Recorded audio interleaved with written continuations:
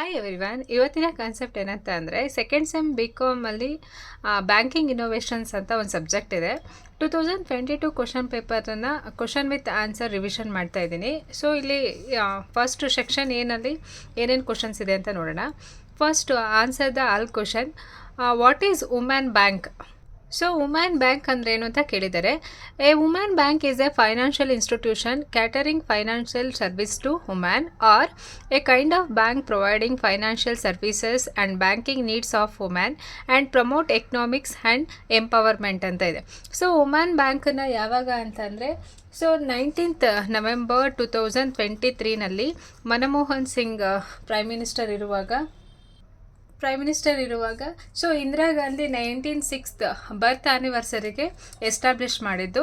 So ಅದನ್ನು ಕೂಡ ನೀವು ಹ್ಯಾಡ್ ಮಾಡ್ಬೋದು.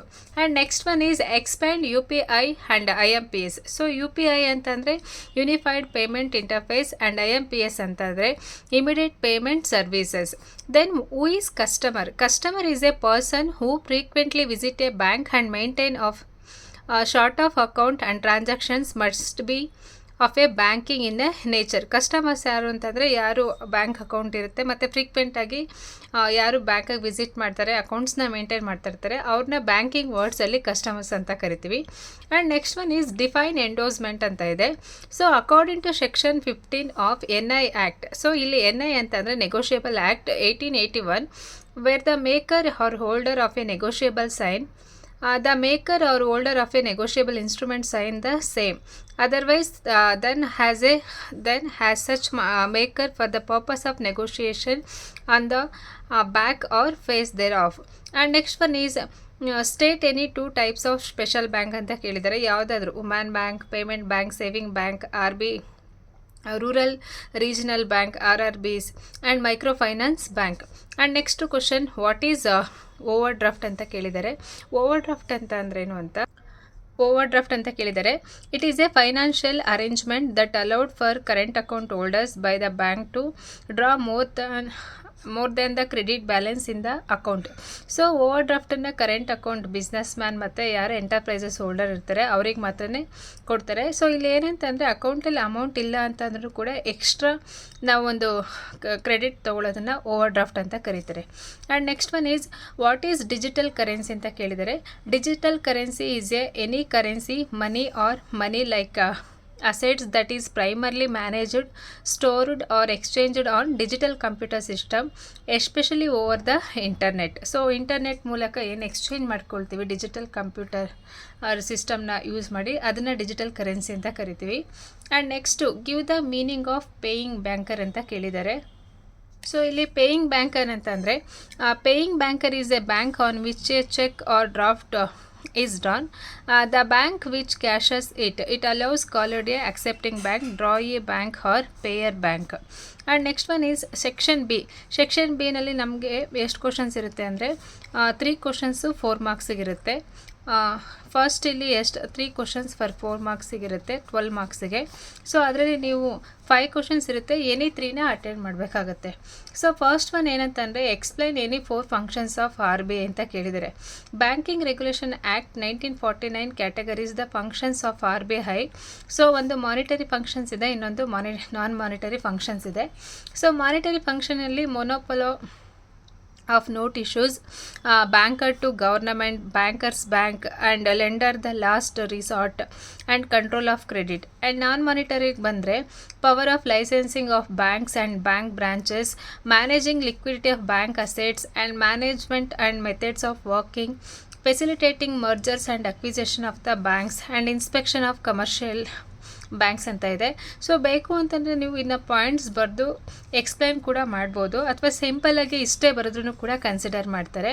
ಆ್ಯಂಡ್ ನೆಕ್ಸ್ಟ್ ಥರ್ಡ್ ಕ್ವಶನ್ ಏನಂತ ಅಂದರೆ narrate any 4 significant reasons for the dishonour of the ಚೆಕ್ಕನ್ನು ಅಕ್ಸೆಪ್ಟ್ ಮಾಡ್ಕೊಳ್ದೇ ಇರೋದಕ್ಕೆ ಏನೇನು ರೀಸನ್ ಅಂತ ಎಕ್ಸ್ಪ್ಲೈನ್ ಮಾಡಿ ಅಂತ ಕೇಳಿದ್ದಾರೆ. ಸೊ ಅಲ್ಲಿ ಫಸ್ಟ್ ಏನಂತಂದರೆ insufficient funds, the death of the drawer, irregular signature, non existing account, bankruptcy and frozen account, a post dated cheque and a stale cheque or garnishee order. ಇದ್ರ ಜೊತೆಗೆ ಇನ್ನೂ ಕೆಲವೊಂದು ರೀಸನ್ಸ್ನ ನೀವು ಸೇರಿಸ್ಬೋದು. ಏನಂತ ಅಂದರೆ ಮೆಟೀರಿಯಲ್ ಆಲ್ಟ್ರೇಷನ್ಸ್, ಜಾಯಿಂಟ್ ಅಕೌಂಟ್ಸ್ ಇದ್ದಾಗ, ಮತ್ತು notice of the customers insolvency, ಮತ್ತು notice of assignment, trust accounts, ಈ ಥರದ್ದೆಲ್ಲ ಇದ್ದಾಗಲೂ ಕೂಡ ಏನಂತಂದರೆ ಚೆಕ್ನ ಅಕ್ಸೆಪ್ಟ್ ಮಾಡೋಕ್ಕಾಗಲ್ಲ. ಸೊ ಇದರಲ್ಲಿ ಯಾವುದಾದ್ರು ಒಂದು 4 to 5 ಪಾಯಿಂಟ್ಸ್ನ ಬರೆದು ನೀವು ಎಕ್ಸ್ಪ್ಲೈನ್ ಮಾಡ್ಬೋದು, ಎಕ್ಸ್ಪ್ಲೈನ್ ಮಾಡಬೇಕು. ಆ್ಯಂಡ್ ನೆಕ್ಸ್ಟ್ ಕ್ವಶನ್ ಏನಂತಂದರೆ briefly explain the features of negotiable instruments. So negotiable instruments ಯಾವ್ಯಾವುದು ಅಂತಂದರೆ ಚೆಕ್ಕು, ಬಾಂಡ್ಸು, ಸೊ ಈ ಥರದ್ದೆಲ್ಲ ಏನಿದೆಯಾ ಅದನ್ನು ನೆಗೋಷಿಯಬಲ್ ಇನ್ಸ್ಟ್ರೂಮೆಂಟ್ ಕರಿತೀವಿ. ಅದನ್ನು ಅದ್ರ ಫೀಚರ್ಸ್ ಏನಂತಂದರೆ it must be in writing while including typing, printing and engraving. The instrument must be signed by the maker or drawer. The instrument must call for a payment of a certain sum of money. The instrument must be payable at a time, and the instrument must be such or in such of a state that can be transferred like cash by simple delivery. There must be an unconditional promise or order to pay. ಅದಾದಮೇಲೆ next 5th question ಏನಂತ ಕೇಳಿದ್ದಾರೆ ಅಂದರೆ ತುಂಬ easy question ಕೇಳಿದ್ದಾರೆ. State the procedure involved in opening bank account. So bank ಅಕೌಂಟಿಗೆ ಏನೇನು procedure ಅಥವಾ step involved ಆಗಿರುತ್ತೆ ಅಂತ ಕೇಳಿದ್ದಾರೆ. ಬ್ಯಾಂಕ್ ಅಕೌಂಟನ್ನು ನಾವು ಆನ್ಲೈನಲ್ಲೂ ಓಪನ್ ಮಾಡ್ಬೋದು ಅಥವಾ ಆಫ್ಲೈನಲ್ಲೂ ಕೂಡ ಓಪನ್ ಮಾಡ್ಬೋದು. ಇಲ್ಲಿ ಏನಂತಂದರೆ bank account can be open in 1 of 2 ways. ಅದರಲ್ಲಿ ಒಂದು ಆನ್ಲೈನ್, ಆಫ್ಲೈನ್. ಫಸ್ಟು ಆನ್ಲೈನಲ್ಲಿ ಯಾವ ರೀತಿ ಅಂತ ನೋಡೋಣ. ನೀವು ಯಾವುದಾದ್ರು ಒಂದನ್ನು ಬರೆದ್ರೂ ಸಾಕು, ಇಲ್ಲಿ ಬರೆದು ಡೀಟೇಲಾಗಿ ಎಕ್ಸ್ಪ್ಲೇನ್ ಮಾಡಿದ್ರೆ. ಫಸ್ಟು ಆನ್ಲೈನಲ್ಲಿ ನೋಡೋಣ. ಆನ್ಲೈನಲ್ಲಾದರೆ selecting bank depending on person preference and visit the bank branch or its website. Choose a suitable banking product, ಯಾವ ಅಕೌಂಟ್, ಯಾವ ಟೈಪ್ ಆಫ್ ಅಕೌಂಟ್ ಅಂತ. And provide relevant information and documents and submitting appropriate paperwork and agree to the terms and conditions of the bank and KYC know your customer ಡಾಕ್ಯುಮೆಂಟ್ಸ್ನ submit ಮಾಡಬೇಕು. ಅದಾದಮೇಲೆ next ಆಫ್ಲೈನಿಗೆ ಬಂದರೆ selection of types of account, selection of bank, introducer to open an account, submission of application form, verification of the application by officer, initial deposit and issue of passbook. ಈ ಇಷ್ಟು ಪಾಯಿಂಟ್ಸ್ನು ಕೂಡ ನೀವು 1 by 1 explain ಮಾಡಿ. First types of bank ಅಕೌಂಟ್ನ select ಮಾಡಬೇಕು, ಆಮೇಲೆ ಯಾವ bank ಅಂತ. ದೆನ್ ಓಪನ್ ಅಕೌಂಟ್ನ ಓಪನ್ ಮಾಡಬೇಕಾದ್ರೆ ಕೆಲವೊಂದು ಫಾರ್ಮ್ನೆಲ್ಲ ಫಿಲ್ ಮಾಡಬೇಕಾಗತ್ತೆ, ಅಪ್ಲಿಕೇಶನ್ಸ್ನೆಲ್ಲ. ಆ್ಯಂಡ್ ನೆಕ್ಸ್ಟು ವೆರಿಫಿಕೇಷನ್ ಆಗಬೇಕಾಗತ್ತೆ, ಇನಿಷಿಯಲ್ ಡೆಪಾಸಿಟು, ಲಾಸ್ಟಿಗೆ ಇಶ್ಯೂ ಆಫ್ ದ ಪಾಸ್ಬುಕ್ಕು, ಅಲ್ಲಿ ತನಕನೂ ಬರೀಬೇಕಾಗತ್ತೆ. ಆ್ಯಂಡ್ ನೆಕ್ಸ್ಟ್ ಕ್ವಶನ್ ಏನಿದೆ ಅಂತಂದರೆ write a note on consumer durable loans ಅಂತ ಕೊಟ್ಟಿದ್ದಾರೆ. ಇಲ್ಲಿ ಕನ್ಸ್ಯೂಮರ್ ಡ್ಯೂರಬಲ್ ಲೋನ್ಸ್ ಬಗ್ಗೆ ಒಂದು ನೋಟ್ ಬರೀಬೇಕು. First consumer durable loan is A finance option for purchase of household items like washing machine, refrigerators and air conditioner. So digital products such as mobile phones, camera, tablets, DSLR, audio device, etc. Lifestyle products such as furniture, camera lenses, tires, health, beauty packages, supermarket purchases, etc. So consumer durable loans ಅಂತಂದರೆ ಇಲ್ಲಿ consumer for the day to day ಲೈಫ್ಗೆ use ಮಾಡುವಂಥ ಐಟಮ್ಸ್ನ purchase ಮಾಡಬೇಕಾದ್ರೆ ಕೊಡೋವಂಥ loan.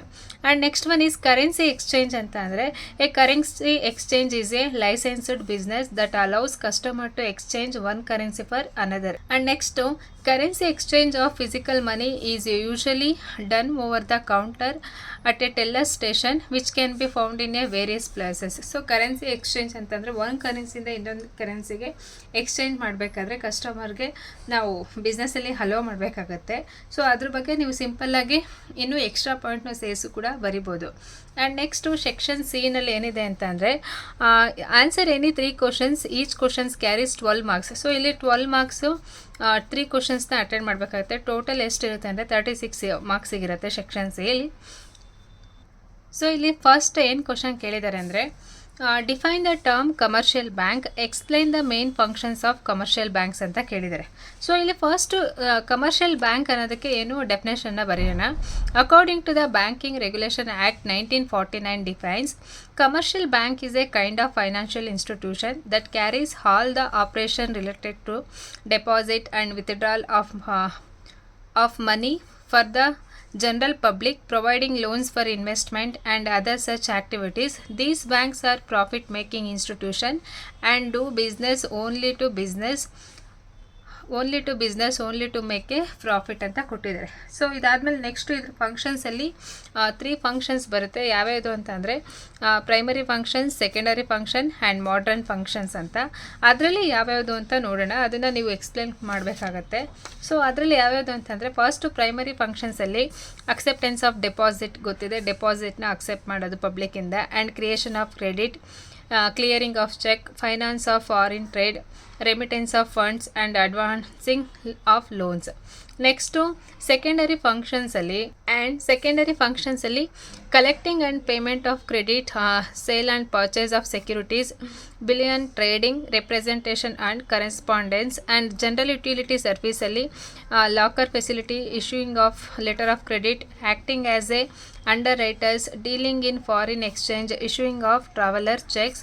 And modern ಫಂಕ್ಷನ್ಸಲ್ಲಿ ಲೇಟಾಗಿ e banking, internet banking, mobile banking, e cheque, smart card, telebanking, ATM cards. So ಇವೆಲ್ಲನೂ ಕೂಡ ನೀವು ಇದರಲ್ಲಿ ಎಕ್ಸ್ಪ್ಲೇನ್ ಮಾಡಬೇಕಾಗತ್ತೆ. ಆ್ಯಂಡ್ ನೆಕ್ಸ್ಟು ನಾನು ಸಿಂಪಲ್ಲಾಗಿ ಜಸ್ಟ್ ಪಾಯಿಂಟ್ಸನ್ನು ಹೇಳ್ತಾ ಇದ್ದೀನಿ, ಯಾವ ರೀತಿ ಕ್ವಶನ್ನ ಕೇಳಿದ್ರು ಅದಕ್ಕೆ ಯಾವ ರೀತಿ ಪಾಯಿಂಟ್ಸ್ ಬರೆದು ಎಕ್ಸ್ಪ್ಲೇನ್ ಮಾಡಬೇಕು ಅಂತ. ಆ್ಯಂಡ್ ನೆಕ್ಸ್ಟು 8th ಕ್ವಶನ್ ಏನಂತ ಅಂದರೆ briefly explain the relationship between banker and customer. ಇದು second chapter banker and customer ಚಾಪ್ಟರಿಂದ ಕೇಳಿದ್ದಾರೆ. So banker and customer relationship can be classified into 2 categories. ಅದರಲ್ಲಿ ಯಾವ್ಯಾವುದು ಅಂತಂದರೆ ಒಂದು ಜನರಲ್ ರಿಲೇಷನ್ಶಿಪ್ ಇರುತ್ತೆ, ಇನ್ನೊಂದು ಸೆಕೆಂಡರಿ ರಿಲೇಷನ್ಶಿಪ್ ಇರುತ್ತೆ. ಅದರಲ್ಲಿ ಜನರಲ್ ರಿಲೇಷನ್ಶಿಪ್ಪಲ್ಲಿ ಅಗೈನ್ 2 ಟೈಪ್ ಇರುತ್ತೆ. ಪ್ರೈಮರಿ ರಿಲೇಷನ್ಶಿಪ್ಪಲ್ಲಿ ಡೆಟಾರ್ ಕ್ರೆಡಿಟರ್ ರಿಲೇಷನ್ಶಿಪ್ ಇರುತ್ತೆ. ಸೆಕೆಂಡರಿ ರಿಲೇಷನ್ಶಿಪ್ ಅಂತಂದರೆ relationship of pledger and pledgee, relationship of licensor and licensee, relationship of bailor and bailee, relationship of hypothecator and hypothecate, relationship of trustee and beneficiary, relationship of agent and principal, relationship of advisor and client and other relationship ಇರುತ್ತೆ.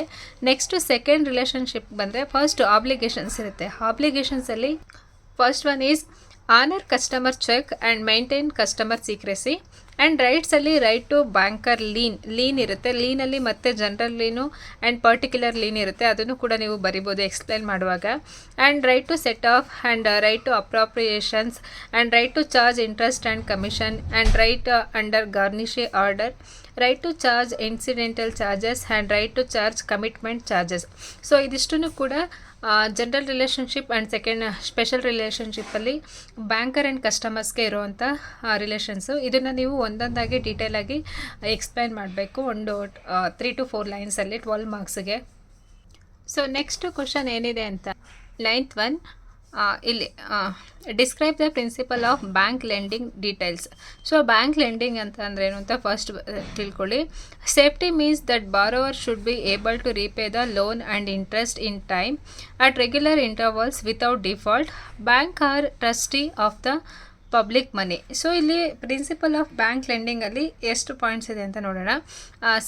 Principal of safety, principle of profitability, principle of liquidity, purpose and risk spread and diversification of risk and security with explanations. So ಇಲ್ಲಿ ನೀವೇನಂತಂದರೆ security with explanation ಬರೀಬೇಕು. ಅದಕ್ಕೆ ಎಕ್ಸ್ಪ್ಲನೇಷನ್ಗೆ ನಾನು ಆನ್ಸರ್ನ ಕೊಡ್ತೀನಿ ನೋಡಿ ಈಗ. Principle of bank ಲೆಂಡಿಂಗಲ್ಲಿ principle of safety, principle of liquidity and principle of purpose and profitability, security spread and principle of national interest rate, suitability etcetera ಅಂತ ಕೊಟ್ಟಿದ್ದಾರೆ. ಈ 7 ಪಾಯಿಂಟ್ಸ್ಗೆ ನಾನು ಎಕ್ಸ್ಪ್ಲನೇಷನ್ನು ಕೂಡ ವಿಡಿಯೋದಲ್ಲಿ ತೋರಿಸ್ತಾ ಇದ್ದೀನಿ. ನೀವು ವಿಡಿಯೋನ ಪಾಸ್ ಮಾಡಿ ಒಂದ್ಸರಿ ಓದ್ಕೊಳ್ಳಿ ವಿತ್ ಎಕ್ಸ್ಪ್ಲನೇಷನ್. ಅಂದರೆ ಇದಿಷ್ಟಕ್ಕೂ 12 ಮಾರ್ಕ್ಸಿಗೆ ಕೇಳ್ತಾರೆ. ಸೊ 12 ಮಾರ್ಕ್ಸಿಗೆ ಇರೋದ್ರಿಂದ ನಾವು ಪಾಯಿಂಟ್ಸ್ನ ಬರೆದು ಒಂದೊಂದನ್ನು ಎಕ್ಸ್ಪ್ಲೈನ್ ಮಾಡಬೇಕಾಗತ್ತೆ. ಹಾಗಾಗಿ ನೀವು ವಿಡಿಯೋನ ಪಾಸ್ ಮಾಡಿ ಓದ್ಕೊಳ್ಳಿ. ಆ್ಯಂಡ್ ನೆಕ್ಸ್ಟ್ ಕ್ವಶನ್ ಏನು ಕೇಳಿದ್ದಾರೆ ಅಂದರೆ what is banking technology, briefly explain any 5 types of banking innovation in details ಅಂತ ಕೇಳಿದ್ದಾರೆ. ಸೊ ಅದರಲ್ಲಿ first what is banking technology ಅಂತಂದರೆ the term banking technology refers to the use of sophisticated information and communication technologies together with computer science to enable bank to offer different services to its customer in a secure, reliable and affordable manner. So ಇದಾದ್ಮೇಲೆ next following are the innovation in banking as follows. ಇದರಲ್ಲಿ ಏನೇನು ಕೊಟ್ಟಿದ್ದಾರೆ ಅಂದರೆ ಒಂದು internet banking, debit and credit card, mobile banking and NEFT, core banking solution, RTGS real time gross settlement and ATM and cryptocurrency, e-wallet and digital money and MICR magnetic ink MICR and electronics clearances services and IMPS. So ಇದರಲ್ಲಿ ಯಾವುದಾದ್ರೂ ಒಂದು 12 marks ಕೇಳೋದ್ರಿಂದ ಒಂದು ಇಷ್ಟನ್ನು ಬರೆದು explain ಮಾಡಬೇಕಾಗತ್ತೆ, with explanation ಬರೀಬೇಕಾಗತ್ತೆ. And last question ಏನಿದೆ ಅಂತ ನೋಡೋಣ. What is banking advances, briefly explain different types of bank advances ಅಂತ ಕೇಳಿದ್ದಾರೆ. ಸೊ ಇಲ್ಲಿ ಏನಂತ ಅಂದರೆ, ಫಸ್ಟ್ ಬ್ಯಾಂಕಿಂಗ್ ಅಡ್ವಾನ್ಸ್ ಅಂತಂದರೆ a fund provided by the bank to an entity for a specific purpose to be repayable after a short duration is known as advances. The term advance refer to kind of financial arrangement which facilitate providing credit to business establishment and individuals for meeting their medium and short term obligation. The following are the different types of bank advances. ಯಾವ್ಯಾವಿದೆ ಅಂದರೆ secured advance and unsecured advance, overdraft loans, cash credit, letter of credit and discounting bill. So ಇದರಲ್ಲಿ ನೀವಿಷ್ಟನ್ನು ಕೂಡ with explanation ಬರೀಬೇಕಾಗಿರುತ್ತೆ. So ಈ ರೀತಿಯಾಗಿ question ಪೇಪರ್ನ ಕೇಳಿರ್ತಾರೆ. So ಇದರಲ್ಲಿ ನಾವೇನಂತ ಅಂದರೆ 12 ಮಾರ್ಕ್ಸಿಗೆ ಕಂಪ್ಲೀಟಾಗಿ ಬ್ರೀಫಾಗಿ ಎಕ್ಸ್ಪ್ಲನೇಷನ್ ಕೊಡಬೇಕು. ಆ್ಯಂಡ್ 4 ಮಾರ್ಕ್ಸಿಗಾದರೆ ಒಂದು 4 to 5 ಪಾಯಿಂಟ್ಸ್ ಬರೆದು ಎಕ್ಸ್ಪ್ಲನೇಷನ್ ಮಾಡಬೇಕು. ಆ್ಯಂಡ್ 2 ಮಾರ್ಕ್ಸ್ಗೂ ಕೇಳಿದ್ದೀನಿ. ಸೊ ಇಲ್ಲಿ ಏನಂತಂದರೆ ಇದು 2022 Bangalore university board exam scheme of valuations. ಅಂದರೆ ಇದು ಬೋರ್ಡಲ್ಲೇ ಪ್ರಿಪೇರ್ ಮಾಡಿರೋದ್ರಿಂದ ನಿಮಗೆ ಒಂದು ಐಡಿಯಾ ಬಂದಿರುತ್ತೆ ಯಾವ ರೀತಿ ಆನ್ಸರ್ನ ಬರೀಬೇಕು ಅಂತ. ಸೊ ಈ ವಿಡಿಯೋ ನಿಮಗೆ ಇಷ್ಟ ಆಗಿದರೆ ಪ್ಲೀಸ್ ಲೈಕ್ ಮಾಡಿ ಆ್ಯಂಡ್ ಶೇರ್ ಮಾಡಿ. ಆ್ಯಂಡ್ ನೀವಿನ್ನೂ ನನ್ನ ಚಾನಲ್ಗೆ ಸಬ್ಸ್ಕ್ರೈಬ್ ಆಗಿಲ್ಲ ಅಂತಂದರೆ please do subscribe. And thank you for everyone over all watching my videos. Thank you so much.